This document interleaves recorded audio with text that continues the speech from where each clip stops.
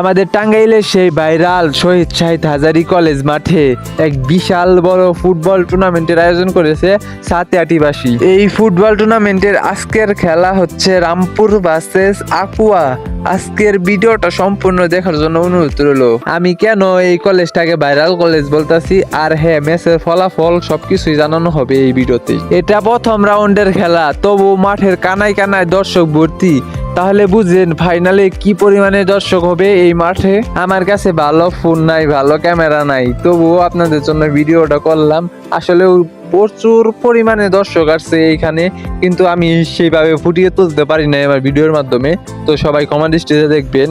শহীদ শাহিদ হাজারী college, এই কলেজে কিন্তু আমিও লেখাপড়া করি বর্তমান, কিন্তু খুব একটা যাওয়া হয় না কলেজে। এই কলেজটাকে আমি কেন ভাইরাল কলেজ বললাম, তো সেটা বলি। এই কলেজে অনেক সেলিব্রিটি আছে যারা টিকটকে অনেক জনপ্রিয়, আর তাছাড়াও ইউটিউব ফেসবুক থেকে ভালো পরিমাণে আর্নিং করে এমন অনেক ছাত্রছাত্রী এখানে লেখাপড়া করে। আর তাছাড়াও এইখানে যত ধরনের অনুষ্ঠান হয়, অনুষ্ঠানে যে ছাত্রছাত্রীরা নৃত্য করে বা ছোট্ট বাচ্চা ড্যান্স করে, সেগুলা অনেকেই টিকটকে ভিডিও আপলোড করে মিলিয়ন মিলিয়ন ভিউজ অর্জন করেছে। আর তাছাড়া অনেক মানুষ এই কলেজটাকে চিনে থাকে, পছন্দ করে, কারণ এই কলেজের পরিবেশটা অনেক সুন্দর।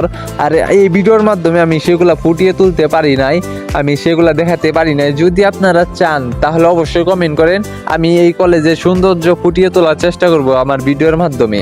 আজকে খেলা হচ্ছে আকুয়া ভার্সেস রামপুর, আগামীকাল খেলা হবে Tangail versus Kalihati, high voltage match. আপনারা যদি সেই ম্যাচের ভিডিও চান তাহলে অবশ্যই কমেন্টে জানান।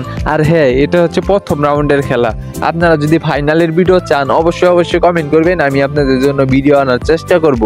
আজকের ম্যাচের ফলাফল হলো আকুয়াকে হারিয়ে 2-0 গোলে জয় পেল রামপুর।